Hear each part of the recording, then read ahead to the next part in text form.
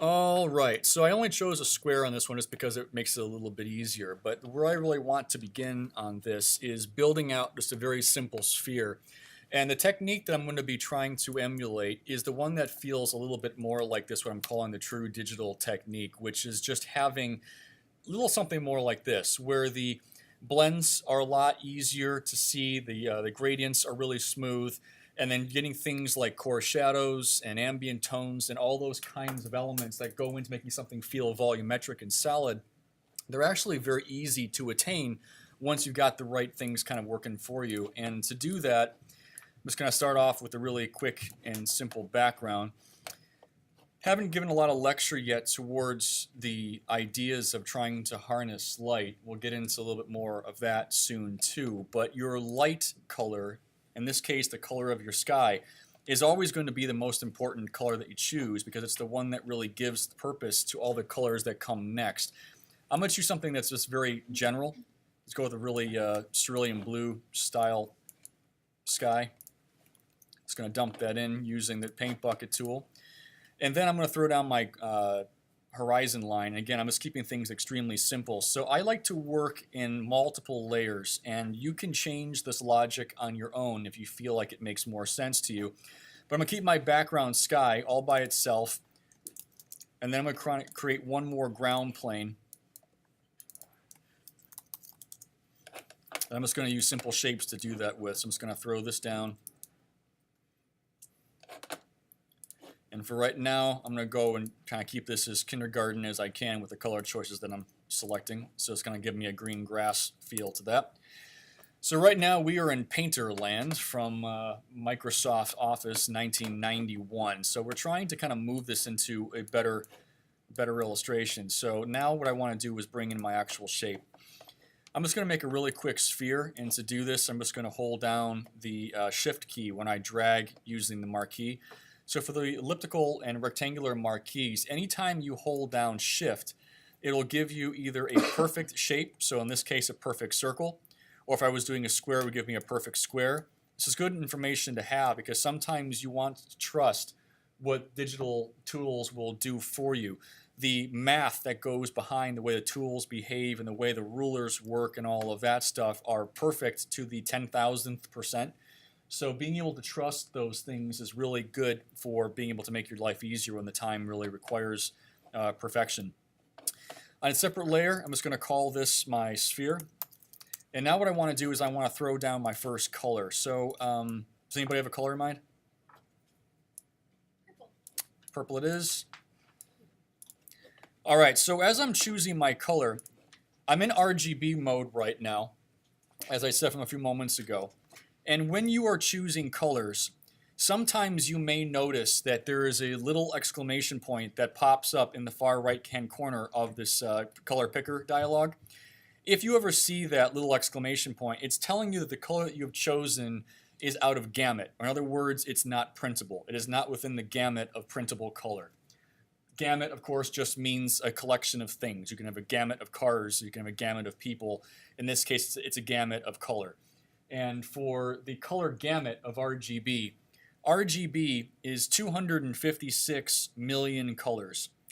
And where those colors come from, if you look at the color bar that's here right now, this gradient of the Roy G. Biv colors, the red, orange, yellow, green, indigo, blue, violet, all the way down the side right here in the center, every single click of this mouse, so these little white arrows here that show me what color that I'm currently selected on, if I move this slider down just 1 pixel, that is a whole new selection of colors.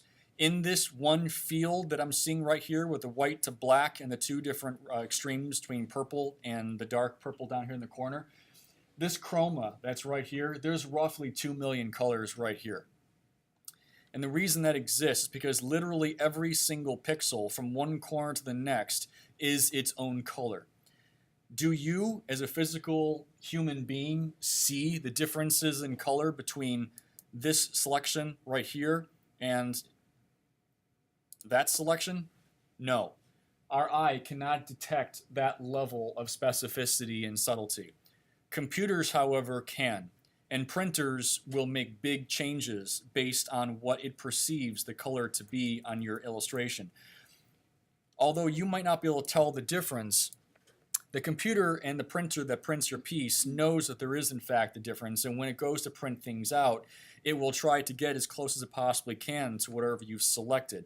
RGB, however, is about 256 million colors, but the printers can only get to roughly 200,000, which means that if you choose this one very specific color of purple and the printer can't get to it, it may in fact choose something like this, which is a lot darker or a lot grayer or a lot bluer. So the world of RGB color is a dangerous place if you are intending this piece to in fact be printed. When you select something in Photoshop, if a color is out of gamut, in other words, if it's a color that really only exists in the RGB space, then you'll see a little exclamation point pop up above the selected color you just chose. And then below that exclamation point, there'll be a little tiny color box. That's Photoshop's way of telling you this color right here is the closest one that is printable to what you just selected. If I click on that color, you'll see that over here this will jump and it will go from where I'm currently at to something that's totally different. If you paid attention, you'll see that not only did I move down in chroma, but it also changed the hue that I was in. Before, I was in something a lot brighter, and then when I chose the color, it went from this really rosy, almost fuchsia-like pink, and then it went down to something that was a lot different. It was in a whole different view of chroma and hue. And that is, in some cases, a really big difference. If I were to choose this really flaming hot pink right now, and then try to use that color, if I chose the CMYK version of that, it would go to something that was totally different. It's almost red. It's not even rosy at all. It's kind of almost into like a mauve grouping. The differences between RGB and CMYK are pretty enormous. And if it makes any more sense to you, that we can think of it this way. RGB is a light spectrum. It is something that the colors can only be chosen and only been displayed using mediums that generate light. So televisions, iPhones, printer screens, anything that actually has light generating its color, that's where RGB lives. CMYK exists only in print. So anytime you see a CMYK color, that is something that was formulated and built specifically for pigments, for paints, and for things like that. RGB will show CMYK colors because that fits inside of the RGB world. But RGB and CMYK are very different color creatures. And right now, when you are building something, I'm asking you to stay with an RGB for now because it allows you a little bit easier time to pick your colors and figure things out. But once you start getting into finishing things up for final form, selections may need to change and go in other color categories. And we'll see what that looks like next assignment. But right now, we were asked to choose purple. I'm going to deliberately ignore this exclamation point and just keep it in the RGB that it's currently at right now. And then now, as I did before, I'm just going to drop in that color as it is. These colors are pretty over the top, and that's pretty vibrant and vivid, and it's not really a color that would normally exist in the real world. I did choose an RGB color that was very vivid, and I did that on purpose. But if I wanted to know where my colors were going to go weird when I try to print something out, up on the very top under the View tab, there is an option called Gamut Warning. If you click on that and turn it on, it will take any color that is in your illustration and it will turn it gray if it is something that is not going to print the way that you want it to.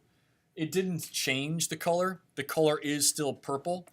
However, the color gamut warning that's on right now is telling me this sphere, this circle, is not going to print the way I want it to. So you should take care of that and do what you need to do.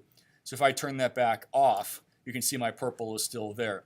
The color gamut warning does not change my colors. It does not fix them. It does not do anything at all. It only highlights them in gray on the screen so that I know where the problems are going to be.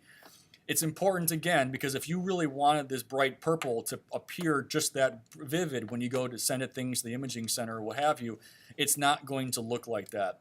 In fact, it's going to look more like this, which is a lot more dull. So this is the CMYK view of that same purple. And if I undo that and go back to RGB, you can see the significant difference between those two worlds. One is significantly brighter than the other. this version of purple can never ever be printed. There is no pigment on earth that will get you that level. So if I print that illustration, I'm going to get this instead. Does that matter to you? It will at some point. Knowing where those things come from and how to control your color will become a big part of the next exercise that we kind of go through together. Okay, so I've got the sphere sort of half started here. What I want to do next now is I would like to start incorporating some of those things I was talking about before. So I am going to first put in my shadows. Whenever I start with an illustration, if I were working on anything, whether it was a figure or a car or what have you, I always kind of put in my flats first. And then you can leave them on or turn them off, whatever is easier for you. Leaving them on for me is easiest. But the next thing I want to do now is throw in my shadows. I'm going to create a brand new layer for that. I'm just going to call that shadow layer 1 because I'm going to have more than one. And then using my tablet, I'm going to make a quick selection of the sphere. What's easiest about having everything on its own layers like this is that, especially in this case, I only have the one thing. It's just the sphere. So if I would like to reselect that, all I have to do is hold down the Command key and then click on the shape or the little thumbnail of the purple sphere that is created. And when I click on the thumbnail, it automatically selects every single pixel that is on that current layer. So now I don't have to worry about making a new selection or using the elliptical tools or anything. It's automatically selected everything for me. This is a better technique than using the magic wand tool, because the magic wand tool may look like it's selecting everything, but what will actually happen is that it always leaves a little bit of a ring or a halo either on the inside or the outside of your selection. It doesn't really make a difference how well your tolerance level is set. It could be really high or really low, but what will often happen is you'll wind up with a weird ring of phantom pixels that really weren't included in your selection if you use the magic wand tool. If you really want to make sure you get every single pixel that is on that layer, the easiest and best way to do it is, again, hold down the Command key and then click on the thumbnail of that particular layer, and you'll get everything that there is to get. On that shadow layer now, I'm just going to take my brush, and I like to just use the simple brushes because I really don't need anything too over the top for this exercise especially. The pen is not working. So what I'd like to do now is just grab a really soft brush here, the very basic default one, bring the brush size up pretty big. That's actually pretty good right there. So the hardness is set all the way down to 0, so it's nice and soft. And then I've got my my brush is pretty big because what I want to do here is throw down a really nice ring shadow along the very bottom of the sphere to kind of give it its mass and its form. The color that I usually use for this is, in this case, a very specific mix. The hex quality for this, if you want to write it down or use this, is 9 and then followed by 5 6s. So 9, 6, 6, 6, 6, 6. And then what this will give me is this like rosy mauve color. This tends to emulate something that feels a lot like a natural shadow. Now, normally I'd like to use things that are kind of sampled from the illustration, but this will give me a nice base. As you can see from this first example that I pulled up, all the shadows in this particular illustration, they're a rosy color. They tend to emulate like a fleshy, pulpy quality. And although this sphere that I'm working on is not made of flesh, the use of this color seems to work well for virtually everything. Once we start working in the organic realm, you'll see how it kind of makes more sense for us. So I'm just going to take the really quick pass and just go right along the bottom of that edge and kind of give me just a nice dusting of pigment to kind of go along the bottom. So that rosy color now is just laid over top of the sphere. It gives me this look. That's its natural color at 100%. The layer that it's currently active, the shadow layer, I want to take that layer and turn the layer adjustments and turn it to multiply. And when I do, I get something that looks more like this, which is now an infusion of those two colors. It is the rosy color of the shadow infused now with the sphere below it.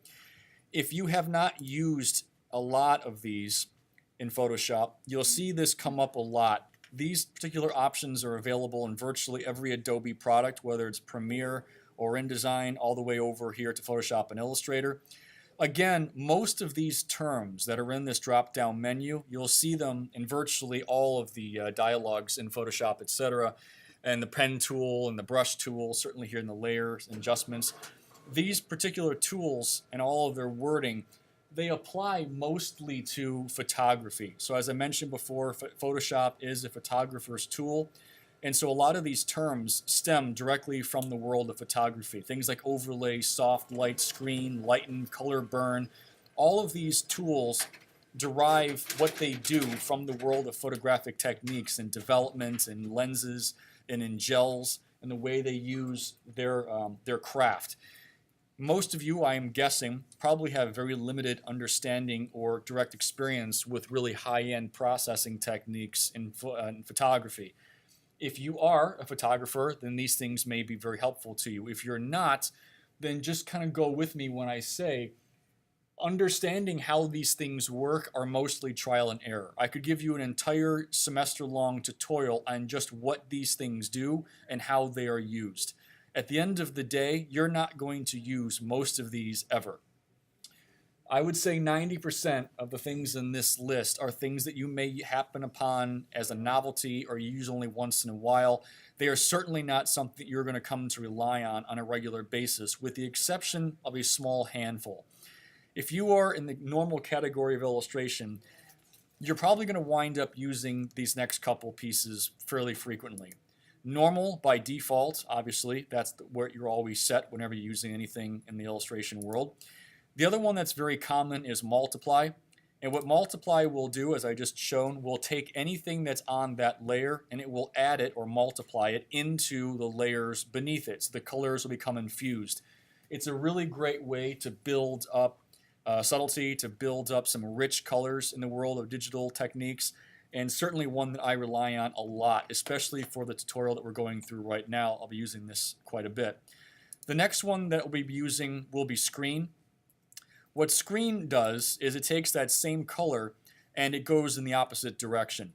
So the way that multiply works, multiply is the darker something is, the more infused it becomes to the layers below it. So in this case, I had a couple seconds ago, it was added into the background. Screen is the exact opposite. The darker something is, the more invisible it becomes when it is being added to the layers beneath it. So white is actually very opaque and stands out brightly, and the things that are closer to black or closer to dark become more and more transparent and dark and invisible. So screen will be a fun one to use. It's the exact opposite of multiply. I often use overlay as well, and what overlay will do is that, as you can barely see here, it takes the color that you had on that layer and it adds it in, but with a much more softer, almost like a glaze effect. So you can think of overlay as like a glazing. The lighter something is, the more vivid or poignant it becomes, and clearly the darker it is, the more transparent. But again, it's a nice glazing technique. And the last one I tend to use is color. And all color does is it takes whatever color information was on that layer and it adjusts everything beneath it to be within that same hue. It doesn't change the value, it doesn't change the chroma, it only changes the hue itself. So the value stays the same, which is important to know, but the color itself changes. And I'll show you examples of this more and more as the semester goes on. But for right now, since I'm talking about a shadow layer, I want this shadow to be set to multiply because as you can see, it takes those two colors and infuses them together. Now what I want to do is I would like to add some ambient lighting. So now that I've got my shadow placed in here, very simply, since I'm still on this current shadow layer, this still looks very flat. And the reason it looks very flat is because I intend this shape to be a sphere, not a circle. Right now, it just simply looks like a circle where the gradient just happens to feather off to the edge. But if I really want this to feel like a three-dimensional shape, I need to bring in some of that light bounce.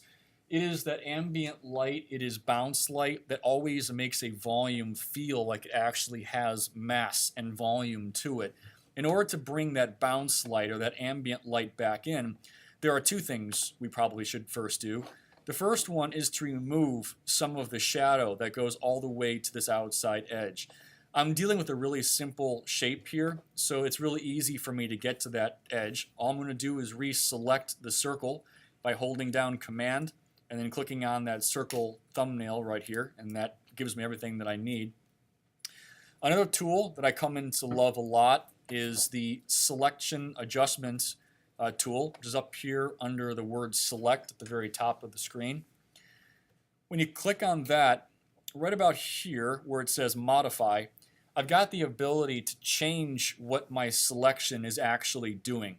So this dancing ants, as they sometimes call it, this perimeter of this flashing line that shows in the selection that I have made, I can change it in these following ways.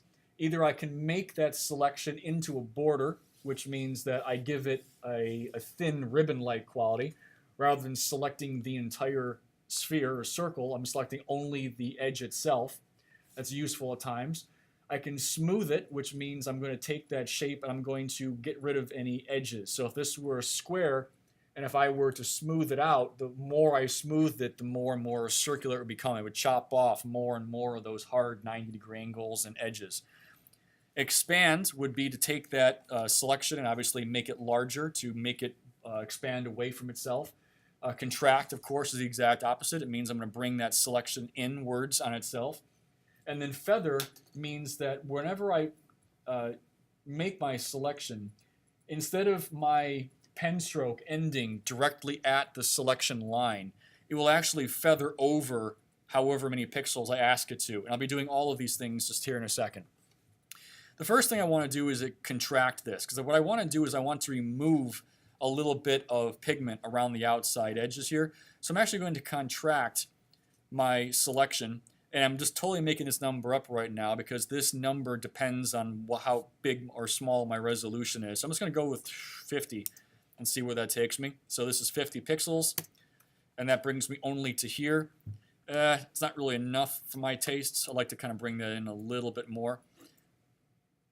Let's try 75, try 100. So there we go.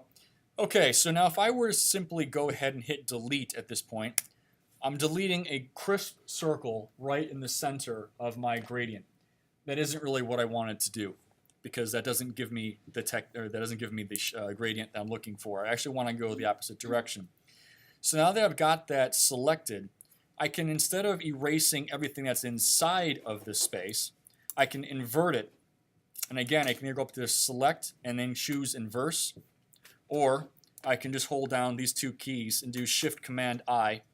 And what we'll do there is that the selection now affects everything else, not the selection itself. It's the opposite of it. So instead of doing the selection of the circle, it's selecting everything on the outside of that circle.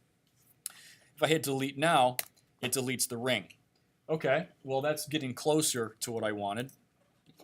I'm going to actually bring the feather item in now. So I'm going to go back up here to that select and go back down to modify and feather. And when I choose this, it's going to ask me how many pixels do I want this to feather. So to give you an example or show you more deliberately what's happening here, if I zoom in, if I just erase now, you'll see that I'm erasing a really hard line right where that selection is at. It goes right up to that line and then won't go past it. What I actually want this to do now is that when I erase, it actually blends into that space a little bit more. To do that, again, select, modify, and then feather. And then however many pixels I select is how many pixels it will feather in. 100 pixels really isn't that big in the space that I'm currently at. So I'm just going to set this to 50. And you won't see much of a change. So when I click on OK here, the ring itself did nothing. But now when I do my erasing, you'll see that it blends into that space. And you can see that it doesn't stop directly at that line anymore. It blends into it. So now if I zoom back out and then hit the delete key, you'll see that what happened is that it gives me this nice feathered edge around the outside. And I could have done that manually simply by using the eraser, but obviously the delete key works a lot faster. So what I'm seeing now is that this is beginning to give me that actual spherical quality. The erasure of that gradient, although the gradient that was there before, it still had a nice feel to it. It still felt like it had some volume, but it was very flat. I'm beginning to start getting some dimension out of here. So it's the beginning to bring in a little bit of that that bounce, which is real, or that ambient light, which is really what I wanted to do. So ambient light, which is anything that hits a surface and then bounces back onto your subject, that ambient light or that secondary light is not exactly the same as bounced light. They are virtually, I guess, technically speaking, very similar. But what I'd like to do is actually bring some of the green of this grass back into that shape. So a couple seconds ago, I had my deletion there. Rather than make my selection go away, I was going to continue to use that. Now, instead of painting on the outside, I want to go ahead and paint back on the inside. So I'm just going to go and invert my selection again, so that now I'm only selecting the inside space. On a separate layer, because I always do things on different layers so I can control them later, I'm going to select the green of that grass, and again, just manually this time, I'm just going to paint a little bit of that green down here into the bottom of that piece. So that gives me a little bit of that feeling like this has now got some bounced light kind of affecting that spot. I'm going to do the exact same thing along the very top now, because the top, which is where my sky is, it's not really influencing the sphere at all whatsoever. So I want to make it so that my light source, the sky, is actually doing something to the colors. So what I want to do here is I want to select my sphere. Hold on the Command key, click on the sphere shape. Once more on a brand new layer. I'm going to select the blue of that sky, and I'm going to just paint that over the very top of my sphere. And now if I left it like that, that would be an extremely reflective surface. Because of course you are basically not even seeing the edge anymore, and that blue of the sky is blending directly into the shape of the sphere. That particular look works great if you're talking about like mirrors, reflective surfaces that are ridiculously polished and super clean. Nothing is ever truly that clean. We always got to bring back the humanity and the reality a little bit. So again, as I did before, exact same thing, we'll erase a little bit of that out. To do that, I'm just going to select my sphere one more time, go back up under Select, Modify, Contract. It's important to be consistent here because it's going to be bouncing on the top the same way as it was on the bottom. So I'm going to contract by 100 again. And then since I feathered it last time, I'll feather it again this time. And feather it by 50. And then I'm just going to go ahead and delete that. So since I put this on its own layer, I can modify it a little bit. If I feel like I need to move things around, I can kind of bring that up a little bit. I can expand it a little bit. I'm only doing this to kind of bring in a little bit of that artistic license to kind of make things feel like they make sense. All right, and now lastly, the one thing that's probably the most important is that the purple of this sphere, it's missing one critical thing, and that is that that color, although I do have the reflection happening along the very top here, and I do have the bounce happening along the very bottom, the purple itself is otherwise unaffected by the light, which in this case is the sky. I do need to bring that color in. So one last time, I'm going to select the sphere, and on one separate layer, I'm going to select the blue color of the sky and just dump it directly on top of the sphere that I just built on its own separate layer so that I can turn that back on and back off again. The reason I did this was because now I can show you the power of the color tool. So if I come down here now, I've got this blue sort of hovering above all the different layer stacks here. If I change from normal down to color, you can see that the chromacity is still there, or I should say the values are still there. You still have that reflected light, you still have the color bounce and the coral shadows and the gradients and all those things, but now it is 100% that blue of the sky. The purple, however, is completely gone. I don't really want to override it. I want these things to work together. So this is where I can start using the opacity now, the actual strength of that layer to my favor. So I'm going to turn this 100%. I'm just going to start bringing this down so that I can still see the purple, but it's not quite as strong as it was before. Where this may come in handy is for artists that may not understand yet how to integrate light sources with their palette choices. When they're trying to figure out how to build a palette of color, all the reference in the world doesn't really do you a lot of good unless you're really understanding what's happening and why it's happening. When you're painting digitally, unlike the world of mixed mediums like acrylics and oils and that sort of thing, you have access to 256 million colors. You have every color perceivable by the human eye at your fingertips at the click of a mouse stroke. That makes it really tempting and really easy for us to take whatever color we choose and just slap it into our canvas. Keeping your palette limited is tricky, and it is something that is very tempting not to do. So if your colors and your palette get away from you a lot when you're painting digitally especially, this particular technique may work to your favor and kind of help bring you back into the world of controlled color. And that is simply to say that if this color is looking really wild and cartoonish and over the top, really excessively vibrant, let's just go ahead and make a selection of that shape. Color select whatever your light source is, in this case the sky, and then just dump that color onto a separate layer and play with the color technique so that you can kind of infuse the color and dull it down a little bit and allow those two worlds to work together. We don't actually have an official light source. More about this later, but when you're dealing with something outside, your sky is your light source. You would think that your sun is your light source, and technically it is, because of course the light is coming from the sun. But around the planet Earth, we have an atmosphere, and that atmosphere, of course, is the sky. And if you look outside right now, the sky is not black, it is a very, very deep purple or dark, dark blue. And if you were to paint something in the middle of the night, you're going to have a blue cast to your piece. In the middle of a bright sunny day, like what we're emulating right here, it's a nice crisp baby or cerulean blue color. That's because of the oxygen and the water in the air.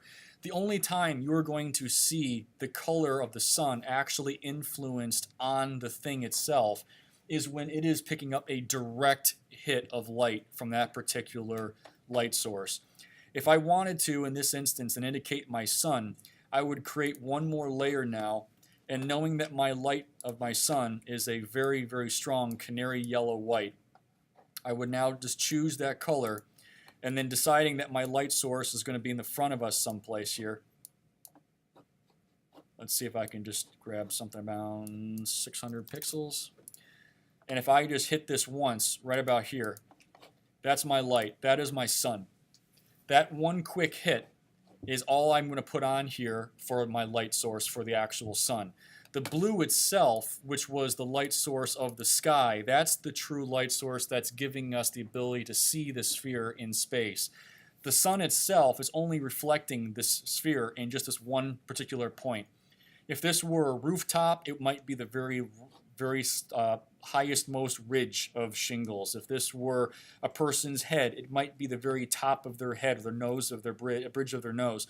You're not going to wind up just flooding your color of your sun over everything. It's important to remember because that's really what gives you the sense of trueness that we're trying to really capture here. And lastly, you can't have a light source, or I should say, you can't have a light source without a shadow. We need to bring the shadow in. That's the thing that's really going to ultimately make this piece feel like it is physically touching the surface of whatever your item is meant to be touching. So obviously one more layer, and this time the very bottom of my layer stack. I've already got my shape, and it's as clean and simple as it could possibly be. It's just a simple circle. So I'm just going to go ahead and duplicate this sphere, or the original blue-purple shape here. And if you want to duplicate a layer, simply drag it down to the new layer icon, the very bottom of your layers palette, and it will create a new layer for you, whatever was on that layer. I'm just going to call this one shadow, and then drop it down here below everything else. That layer is in the same position as the one above it, so I can just drag this one and kind of move it around if I need to get it down here below. So I'm just going to move this, and then at the same time, I'm going to hit Command T for transform. Most of the keyboard commands in Photoshop follow some sense of logic. So if you're looking to get your brush tool, it's usually B for brush, E for eraser. If I would like to get my transform tool, it's usually Command T, T for transform.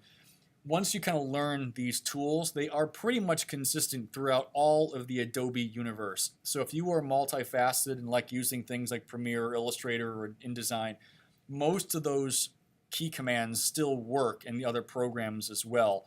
Obviously, copy, paste, and all those are obviously the same for everything. What I want to do now is with the transform tool selected, I'll be doing a lot more of this too. The transform tool allows me to change the size and space in terms of things in relation to each other here in Photoshop.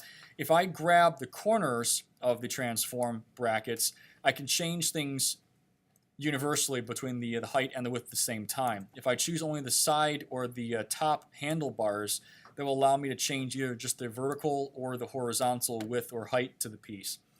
And then lastly, if I want to change everything uniformly, I'm going to hold down the Shift key. Again, whenever you hold down Shift, it keeps everything perfectly in alignment. Either that will allow you to make straight lines or will allow you to keep things in ratio. So if you want your transformed item to stay the same shape, just a different size, hold down the Shift key and that will allow you to do that.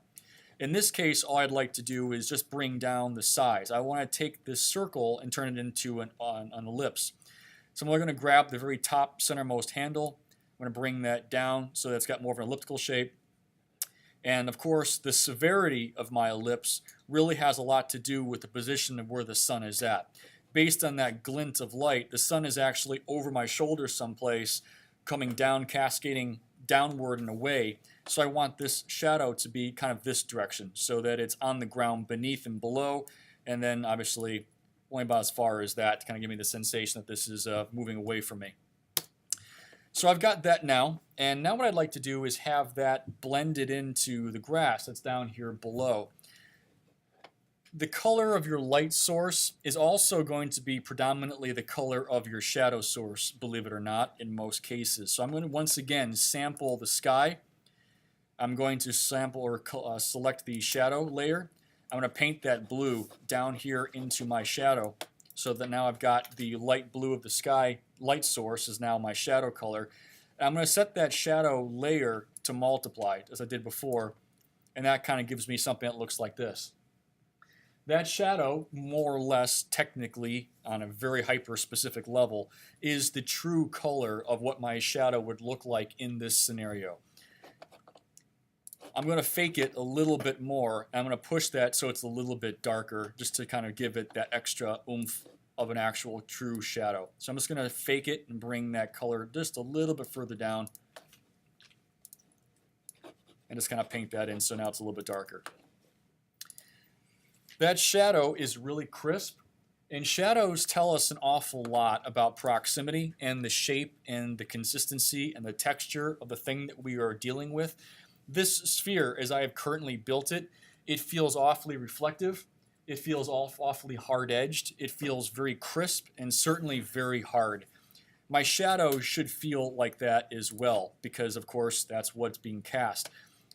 The ball is currently sitting on the grass, and since it's sitting directly on that plane, the shadow should be fairly crisp. If the shadow were really far away from it, then obviously there would be a lot more distance and more area for that shadow to become more diffused and a little bit more feathered and soft-edged. I want this to feel like it's sitting more or less right on the grass, so I'm going to leave it right about there. I'm going to zoom in so you can see what I'm doing. But even still, shadows are never quite that crisp. There's always some blending to them to kind of make them feel like they are in fact part of the real world. Up under Filter, I'm going to choose the Blur tool to kind of make this shadow feel like it is less hard. And there's an option right here in the Filters gallery called Gaussian Blur, which most people like to use because it sort of does the job and gets everything really kind of soft and easier to blend out. The reason I don't like the Gaussian Blur, however, is because it's a little too perfect in its blending. In other words, it's equidistant. All the way around, the blend or the blur feels exactly the same, which in its own way makes it feel fake. I'm going to undo this and actually use my other preferred favorite blend or blur tool, which is in fact the motion blur. The motion blur allows me to decide which edge, either left and right or top and bottom, that I would like to actually have a blur applied to it. When I use the motion blur, there is a spin wheel right here in the center that indicates what direction the blur is going to take place in. So if I take this and spin it around, you can see that that's the angle that I would like my blur to be taking place and which direction it's going to be moving. The light right now is behind us, moving away, so therefore I kind of want this directional item to kind of emulate that. So I'm just going to follow the same direction as the light.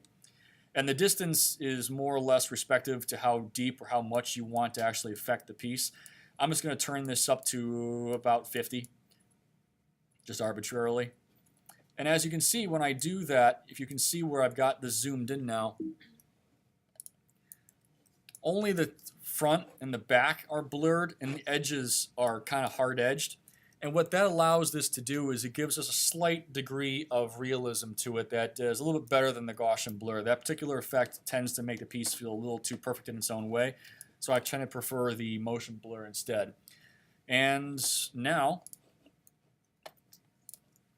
as far as the shape itself, that's really all I'm going to do for this piece to kind of give it that feeling.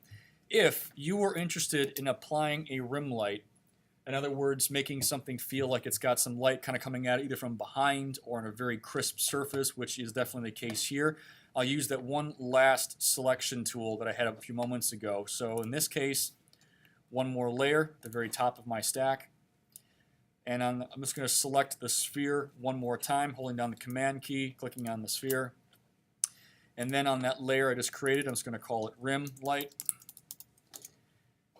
And then finally, up under Select, Modify, and then Border. And then what I'm going to do here, I'm going to zoom in so you can see what I'm doing. So if you can focus on where that selection is at between the sky and the very surface of that sphere, I'm going to go back to my border. And I'm going to select a width of 100 really didn't get me very far, but I don't want this to be too thick. So let's just try 10. That's still too thick. About 5. That might be good enough. So as you can see, when I selected 5, what it did was it made a ribbon of pixels selected along the very edge of what I currently had selected. So that is now 5 pixels wide from one edge to the other. So now on this rim light layer, I'm going to select the color of my light, which in this case is that Canario yellow-white color. And I'm just going to very delicately paint along the very top using a very fat, soft brush. A quick little hit of light, deactivate that selection, and so there's my rim light along the very top of that piece. What really makes a rim light effective is the fact that it is just thick enough to get the job done. If it's too thin, it looks strange, like a mistake. If it's too thick, it looks like it's overkill, unless you're going for a specific style. But what also makes a rim light work is right here, and that's where that light actually feathers away and disappears into nothingness. If that rim light were to go all the way around the entire shape, it might feel like you just left a white outline. It doesn't really give you the effect you're going for, so it's important to kind of give some boundaries to where that shape is going to be left off. So that is that, and that is really the easiest way to kind of build something volumetrically. So I took a little bit of time to explain that in long form. Hopefully you're able to follow along. When you're doing something like this on your own, though, it can happen very quickly, usually within 5, 10, 15 minutes to build something really quick and easy. As I'm explaining this orally and kind of taking you through the long drudging path of the whole thing, it feels longer than it really is. But once you get into this process and this technique, you can build out characters and environments and shapes extremely quickly. If you have the stomach for it, I can kind of take you down one more path on where that will take us. I brought up a drawing that I put together a little while ago of something I was working on just for the sake of it. And I would like to show you, not the whole thing, of course, that would take a very long time. But if I were to use a technique like what I just did here for building out something like this, how would you do that? And it's pretty straightforward. It does have a lot to do with one final thing that I'd like to kind of bring up before I leave the tutorial alone for the afternoon. And that has to do with the palette of, where are they? Why can't I find them? Sorry, gang, 1 second here. My paths palette. Sorry, I usually have them linked together. Okay. So inside, if you haven't used paths before, a really quick example of how these work. Go back to my sphere to kind of make this a little bit easier. The paths palette by default, when you first begin a brand new illustration, the paths palette is empty. What a path is, it's sort of like Photoshop's way of creating a vector shape. Again, I'm getting into a deep subject of vector versus raster. Raster shapes or raster illustrations are illustrations that are built on pixels. If I were to zoom in all the way to this piece, you can see quite quickly that every single one of those squares is a pixel that creates this particular artwork. And as I go all the way up here to the very top where that illustration meets the sky, you can see the pixels quite clearly. You can see how it's stepped, how it's not very clean, how even though I'm at a nice high 300 dots per inch resolution, there is still a lot of a breakdown in quality. The printer sees that, the printer will print that, and if the piece is quality enough, your eye may not detect it, but it's definitely there. That's part of your illustration. You can see every line of pixels that creates this piece. When you create a vector shape, vector shapes are math-based. It is the critical difference between Photoshop and Illustrator. Illustrator does not use raster in the same way that Photoshop does not use vector. However, the paths palette in Photoshop is the closest thing you will get to a vector shape. And the reason I'm making such a big deal about that is because this is the thing that makes using these tools in Photoshop a predominantly smart way to build out your shapes and your selections. Hold on here. Let's get rid of that guy. Go back to my pen tool here. Okay. When you create a selection, as I've been doing using the selection marquee tools, you get this classic shape that allows you to paint into it the way I've been doing for this entire assignment so far. However, whenever I want to make that selection again, once it's gone, and then I have to do it over and over again. I got to keep remaking it.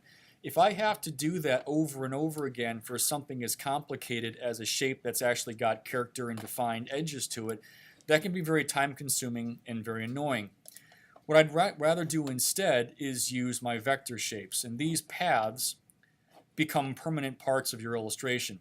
So right now what I'm going to do is I'm just going to create a quick circle using the path tool, or the vector shapes down here in the bottom left of my toolbar. And when I do that, it automatically creates a path in my paths palette. If I zoom in on this really quickly, you'll see that that line, that blue turquoisey line that's right here, is super clean. There is like a razor edge quality to it. It doesn't make a difference how far in I'm zoomed in or zoomed out. It is the same thickness all the way through. And that is because this is not an actual item. It is not an actual part of your illustration. It is not something that will print or actually be evident when you go to send this to a file. It is literally math data, and that is it. Right now, if I don't do anything with that shape, it's nothing more than a template that just exists unto itself. It's in my paths palette right now. It's just there. That's it. That's as far as it goes. However, if I want to activate that shape and use it to my benefit, I can activate it the same way I was activating the layers a few moments ago by holding down the Command key and then clicking on the thumbnail, and then it will make a selection of whatever was currently on that path. So I just made a really quick shape using just a simple circle. But if you use the pen tool the same way that you have in Illustrator, anytime you make any kind of a shape, no matter how freeform it is, that becomes a new vector path inside of Photoshop. And what's really cool about these is that I now have a permanent template or a permanent mask that I can use anytime I want to make selections. I just hold down the command key, select on that thumbnail, and now when I want to paint, I can just paint directly into whatever that shape was that I just made. Over here in that illustration I just pulled up, you can see I've got a whole bunch of paths that I had made for myself for this particular exercise. What I had first done to kind of blend that world of that sphere mentality of how to kind of create shapes and make things really quickly painted was I did the long work of going over my illustration and then creating a path for it. So now what I have done is using the pen tool, if I zoom in far enough you'll be able to see, I went around the entire shape of my drawing using the pen tool. This blue line you can probably barely see. It works the same way that Illustrator works. So if anyone that's got illustration experience using Illustrator, the pen tool is the same way. You just make a click and a drag, and everywhere you go, you kind of create a new point for yourself. And when you get to the very end, you complete the shape, and that is your new your mask. So what I've done is I went around the entire shape for that character, and now whenever I make a selection of it, as I just did, I can paint in a very basic color, and that gives me the template that I was looking for to kind of make selections for myself so I don't have to worry about going through and painting over it from the very beginning. Once I've got that color laid in, whatever that color may be, the next stage that I would normally do is I would go through, and I've already done this, so I'm not going to do this with you long form, is I would usually paint in all of my shadows. So turn all that off. So here's my drawing.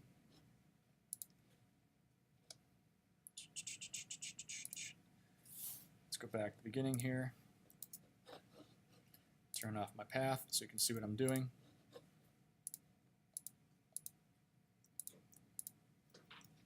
Okay. So my original drawing, which was this guy right here, once I went through and I made all of the selections of everything, I tend to do this in a way where I make a selection of first the entire character, and I'll also make selections of each of the anatomical elements. So I'll have one selection for each arm, I'll have one for the head, I'll have one for hair if there is any, I'll have one for the legs, I'll do one for each leg. In this case, if there's any extra appendages like tails, etc., I'll do a particular layer just for that alone. I'll also do one for any props that might be in place, like in this case the gun or other elements. And what that will do for me is, though I may take an hour just building out all of those guidelines for myself, it makes it really quick and easy to go through and make individual selections for them. And this is why this is important. I made the one selection really easily for just the one character. And then once I did, I laid in the flats just for that color. So that particular layer only has the flats for it. There's no grading whatsoever. It's just the flats in exactly the same way that I had laid in the flats for this particular shape, which was just the ground, the shadow, and the sphere. So that's this layer. It's just all flats.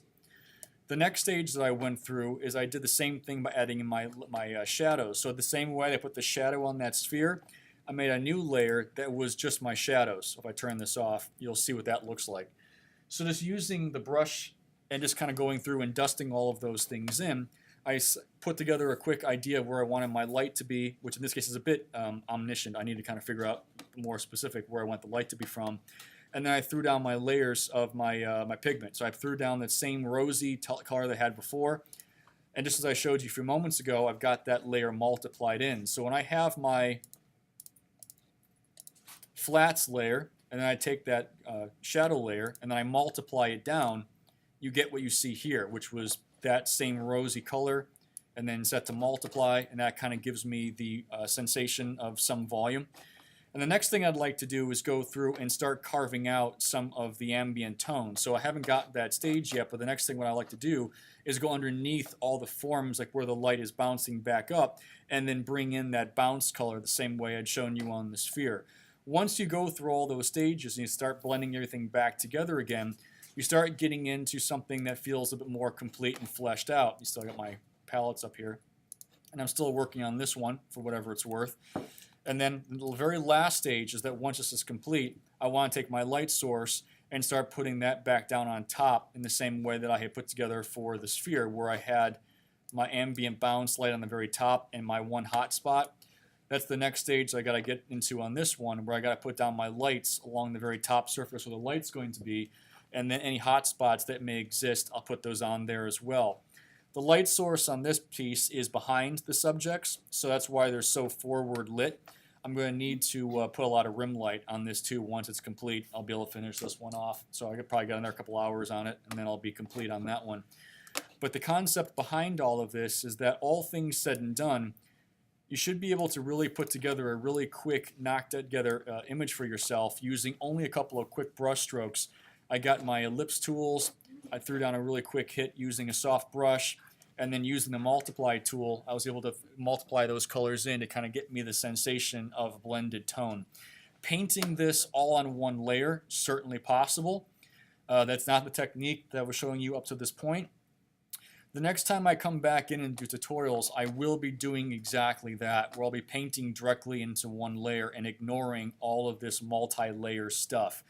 For some people, this technique is easier because it allows you more control. It makes you understand where things are. It allows you to mentally build up the image literally from the ground up, where you have each layer is stacked like tracing paper. You know what they're doing and why they're doing it. And that makes it easier for some people. Some people prefer working all directly into one layer because that makes sense. That might be more what they're used to with traditional techniques or mediums, and that's what the next tutorial will be. So if this one didn't quite work for you, the next one will be a lot more traditional, and hopefully that will help you pick up those particular skills wherever they might need to be. So nobody interrupted me, so either I just overstayed my welcome or this all made sense. You've already been here before. But if you have any questions or if anything didn't make sense or want me to go over it again, hopefully this video completed, so it will be available later. And if not, I'm more than happy to answer questions one-on-one when the time is relevant for you, but let me know. And thank you for your patience. I'm just going to shut this down now and talk to you guys in a few minutes. So in the meantime, any questions right now or no? Okay. Well, thank you for listening. Welcome to my TED Talk. I'll be doing more of this later. Hopefully this was helpful. And now that I've got this list too, thank you very much for this. I will be using this list to do more of these very specifically. And my precursory glance on this, I do see there are at least 3 different names of actual specific illustrators on here. If anybody has anything that they're interested in, heroes of their own, that maybe they haven't quite figured out what they do or how they do it, please let me help you. I like to reverse engineer that. And if I find it relevant, we might actually turn it into a tutorial for the school class anyway, because I know that those things tend to be relevant for lots of people, not just one. So I'd be more than happy to help wherever I can. So thank you very much. I will turn the lights back on since that makes it a little bit easier to see what you're doing. And for now,